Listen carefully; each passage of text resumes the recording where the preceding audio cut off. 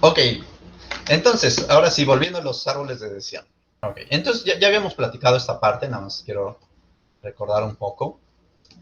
Y hasta ahorita nosotros habíamos platicado de puros árboles binarios, o sea, habíamos dicho que estos eran los pasos: calcular la impureza de Gini para los nodos y subnodos, elegir las condiciones que tengan menor impureza, bueno, el nuevo nodo, ¿no? El nuevo condicional que tenga menor impureza, y si ese nuevo nodo mejora el estado actual de impureza, ¿no? Ya habíamos definido esto y justamente habíamos trabajado con este ejemplo, que noten que es binarias las variables, ¿no? O sea, las x's, y binaria la respuesta, ¿no? Es decir, la y. Habíamos calculado estas cosas, habíamos dicho, pues si quieres de este, pues fíjate en los positivos, en los negativos, ¿no? Te queda eso, y entonces este es el valor de Gini para este subnodo. Haz lo mismo para este subnodo, saca el promedio y es el valor para el nodo de dolor de pecho, y entonces habíamos visto que estos eran los tres valores, bueno, para cada uno de estos nodos, o sea, si mi primer nodo raíz fuera dolor de pecho, pues entonces yo tendría una impureza de Gini de 0.364. Si mi primer nodo, o sea, mi nodo raíz, fuera elegir entre si tiene mi paciente buena circulación o no, tendría 0.36, y si mi primera pregunta fueran arterias bloqueadas, sería 0.38. Y como las impurezas queremos que sean pequeñas, pues agarraríamos la de buena circulación en una primera, como primer nodo. Ahora lo que vamos a hacer, bueno, esto ya una vez que hiciste esta partición, para agregar más nodos, lo que tiene uno que hacer es, ok, si ya estoy con los puros pacientes de buena circulación, ¿no? O sea, que sí, en su buena circulación, ahora esto lo pienso como que es mi nuevo conjunto de datos, ¿no? Entonces ya borré la columna de buena circulación, porque esa ya aquí todos los datos sí la tienen, y entonces ya solo me quedo con los pacientes de buena circulación que dijeron que sí. Y entonces a esos pacientes les vuelvo a ver si me conviene dividirlos con respecto al dolor de pecho, o si me conviene dividirlos con respecto a arterias bloqueadas, ¿no? Entonces, de esos pacientes, que si yo sumo 127 más 37 han de ser 164, de esos 164 pacientes, yo me fijo cuántos tuvieron dolor de pecho. Pues tantos tuvieron, que ya entonces va a ser otra parejita de números y otra parejita de números acá, ¿no? Entonces, hago estos nodos, hago lo mismo para arterias bloqueadas, ¿no? Con el subconjunto de los que tuvieron buena circulación, y vuelvo a calcular las nuevas impurezas de Gini para esos dos subnodos, y escojo el que más me convenga. Ok. Ahora, ¿qué pasa cuando tengo variables numéricas? Es decir, cuando una de mis x's ya no es binaria. Bueno, pues lo único que tenemos que hacer es encontrar cómo partir, ¿no? Cómo hacer un corte entre estas variables. Es decir, eh, por ejemplo, en los ejemplos que hemos dicho de cuál es el salario de una persona, ¿no? Si es, pues puedo tener, digamos, un montón de distintos salarios, ¿no? Entonces, quisiera saber cómo poner un punto de corte en todos esos salarios. Para ello, lo que uno hace es, primero me fijo solamente en los salarios, ¿no? O sea, imagínate que tengo 100 salarios distintos. Los ordeno de manera descendiente, ¿no? O sea, los ordeno.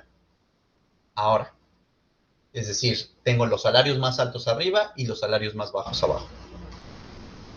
Calculo entre cada parejita de dos valores el punto medio, ¿no? Es decir, si el salario más alto era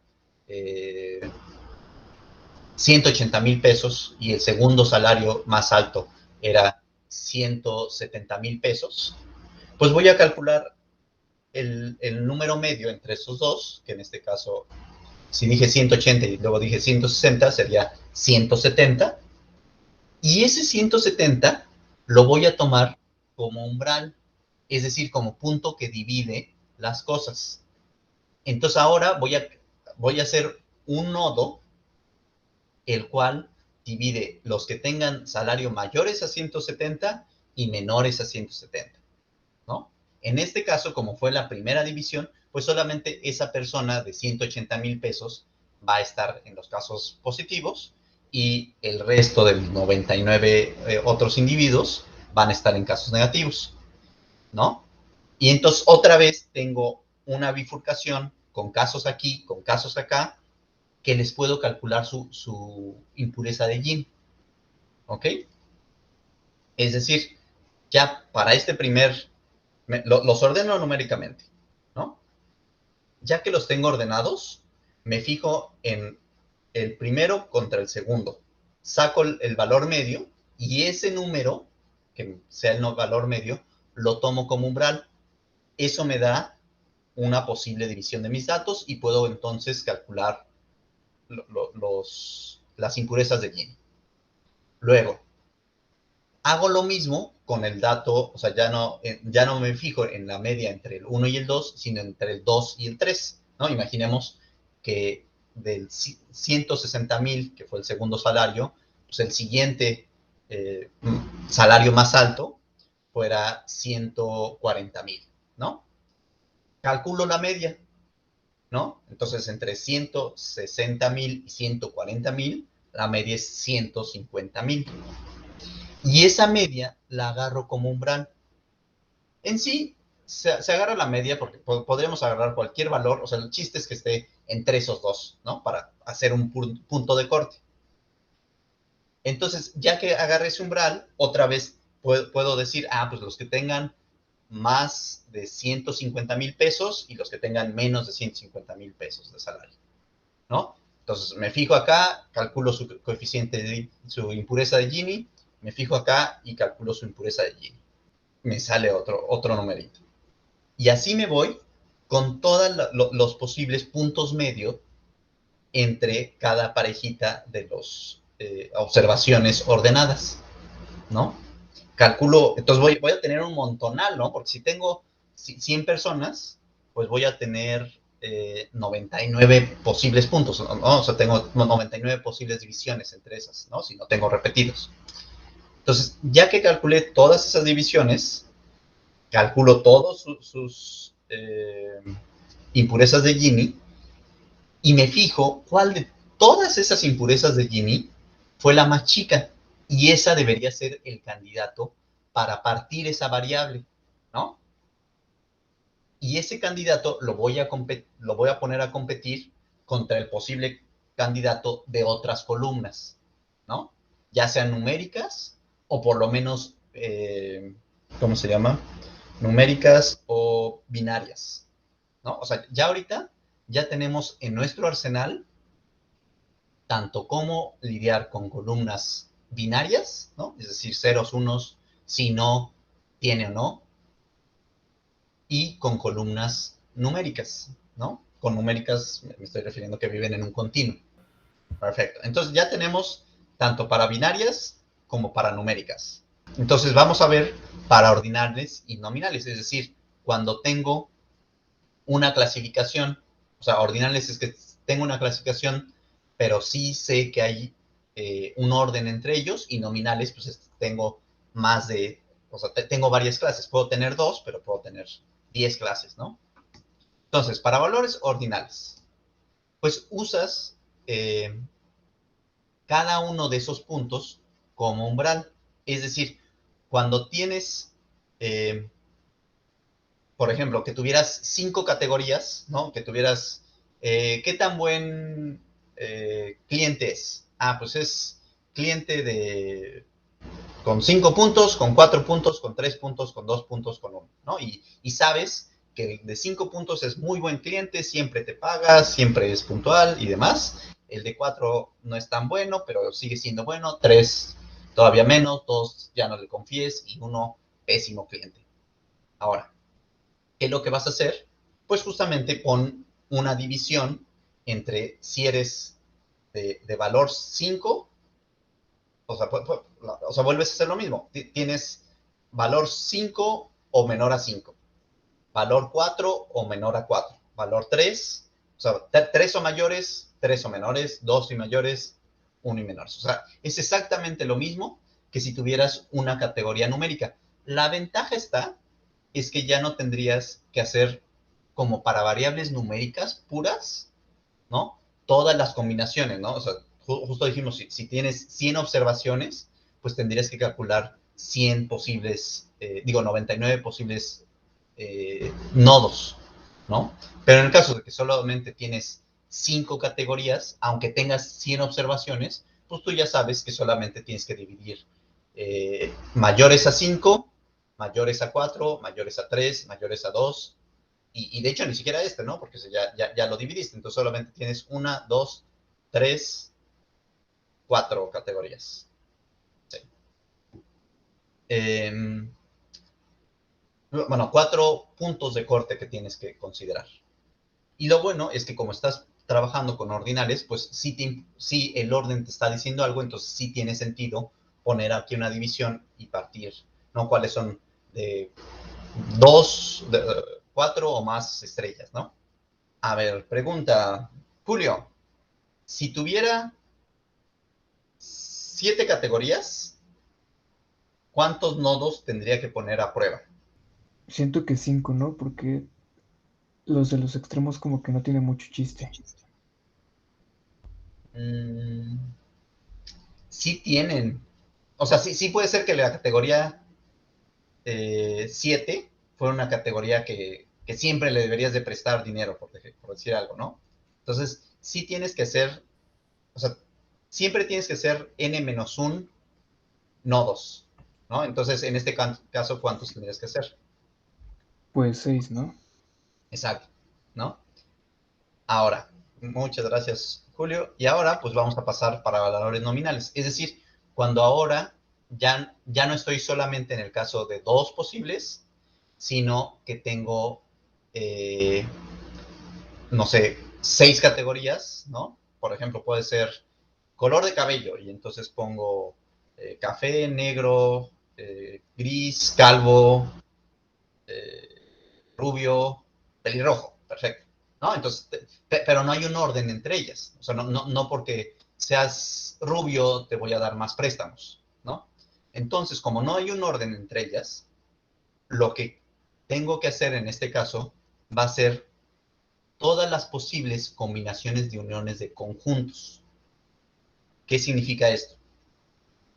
Vamos a hacer el caso de 3 posibles. Imaginemos que solamente estoy fijándome en que son verde, azul o rojo, ¿no? Que solo hay esas 3 categorías, es color de coche, ¿no? Por decir algo. Verde, azul o rojo. Entonces, primero voy a probar el nodo que dice, tu color de coche es verde. Sí, no, ¿no? Ese va a ser un posible nodo. Luego voy a probar el, el nodo que tiene como pregunta si tu color de coche es rojo, ¿no? Entonces, sí, no, ¿no? O sea, el primero fue, dije verde, espero que sí. Primero fue verde, ¿no? ¿Tu color de coche es verde? Sí, no. El segundo es rojo, sí, no. El tercero es azul, sí, no. ¿No? Entonces, esos son mis 3 primeros nodos que voy a poner a prueba. Pero noten, justo aquí les estoy poniendo, hay que hacer todas las posibles combinaciones de uniones de conjuntos. Entonces, ¿qué otra unión de conjunto hay? Ah, pues tienes coche rojo o azul, sí, no, ¿no? Entonces, ese es otro posible nodo. ¿Tienes coche color rojo verde? Sí, no. ¿Tienes coche color, ay, a ver, rojo azul, rojo verde y entonces azul verde, ¿no? Esa es la otra posible combinación. ¿Tienes coche color o azul o verde? Sí, no. Y esos son ya todos los posibles casos de cómo hacer uniones. Porque podría tomar, o sea, ya no me interesa el que tienes todos los posibles colores, porque eso todo mundo, o sea, en mi pregunta solo había 3 posibles colores, entonces si te pregunto, ¿tienes coche o rojo o azul o verde? Pues todos te van a decir que sí, ¿no? Y si te pregunto, ¿tienes coche distinto del color rojo y distinto del color verde y distinto del color azul? Pues todos te van a decir que no. Por eso, esos dos extremos, digamos, el omega y el vacío, no me interesa, pero todos los demás del conjunto potencia sí me van a interesar. O sea, en el fondo lo que estamos haciendo es un montón de maneras de poder partir las cosas. Esa es la idea de árboles de decisión en el fondo, Sí. ¿no? Pero entonces cuando tienes conjuntos que no están, que son ordinales, el truco es que tendrías que fijarte en todas las posibles formas de separarlos, ¿no? Como ya no tienen una estructura bonita, ¿no? Pues entonces tengo que jugar con el 2 a la omega, ¿no? O sea, 2 al conjunto potencia. Sí. No, digo, no 2 al conjunto potencia. Más bien tengo que encontrar el conjunto potencia, ¿no? El conjunto que tiene todos los posibles subconjuntos. Quitando el vacío y quitando el omega, porque eso son preguntas triviales. Entonces, ya habíamos dicho 4. Ahora, ¿cuál sería el siguiente posible candidato a nodo? Ahora, volaste en 1 o 2. Ese es el quinto nodo. ¿Cuál es el sexto nodo que tú?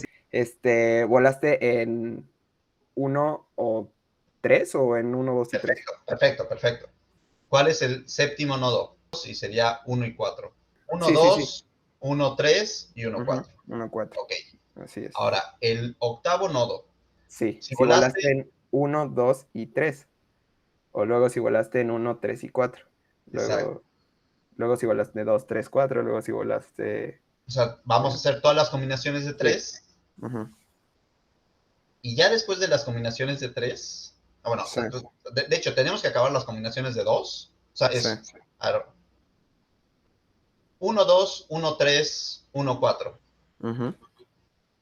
2, 3, 2, 4. Sí. 3, 4. Y luego empiezo Uno, las combinaciones de 3. 1, 1, 2, 2, 3. 3. 1, 2, 4. Ajá. 1, 3, 4. Sí. 2, 3, 2, 4. 3, 4. Sí. ¿Cuántas? O sea, a ver, la pregunta entonces interesante es, ¿cuántos conjuntos tenemos? A ver, si yo te preguntara, Ajá. un conjunto con 4 elementos, ¿cuál es la cardinalidad de su conjunto potencia? La cardinal es 2 Ajá. A la N. a la n. Sí. Y en nuestro caso, tenemos que restarle el vacío y el total. Entonces sería la regla general 2 a la n menos 2. Para el caso que n vale 4, ok. Entonces ya hasta encontramos cómo sería el conjunto general. Pero entonces vuelvo a lo mismo. Muchas gracias, Rodrigo. La idea es poder encontrar todo, o sea, barrer con todas las posibles divisiones, ¿no? Ahora, puede ser que por la naturaleza de tu conjunto, o sea, si tienes una cosa numérica y tienes 1.000.000 de posibles divisiones, pues tal vez no te convenga hacer tantas divisiones. Entonces, sí hay técnicas como para ahorrarte ciertos pasos. O sea, si ya viste que ciertas particiones no te sirven de nada, pues podrías solo explorar por acá. Pero bueno, en sí, esa sería la idea. Siempre tienes que barrer con todas las posibles particiones. En el caso de que tengas una cosa numérica, pues la forma de encontrar todas esas particiones es con los puntos medios, o sea, ordenas tus números, ¿no? Tú ordenas tus respuestas y te fijas en los puntos medios y eso lo tomas como umbrales. En el caso de valores ordinales, pues tomas cada uno de esos conjuntos como umbrales, ¿no? Pensando que como siguen siendo números, como sigue siendo un conjunto de enteros, pues puedo tener mi misma regla de partir entre cada uno de esos. O sea, si tengo 5 categorías, ¿no? Tengo la 1, la 2, la 3, la 4 y la 5, pues pongo una división aquí, o aquí, o aquí, o aquí, ¿no? Entonces tengo 4 divisiones. Y para el caso de tener variables nominales, pues sigue siendo encontrar todas las posibles divisiones, pero entonces ya mi pregunta se complejifica un poquito, porque entonces tengo que fijarme en todas las posibles preguntas que les podría hacer, ¿no? Y ya vimos que crece exponencialmente, ¿no? Crece 2 a la n.